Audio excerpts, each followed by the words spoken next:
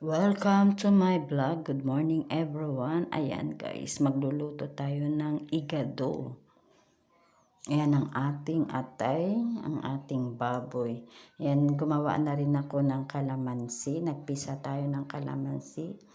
Ayan ang ating kalamansi. Ayan, lalagyan natin siya ng oyster. Ayan, lagyan natin guys ng oyster. Para masarap. Ayan, lagyan natin ng oyster.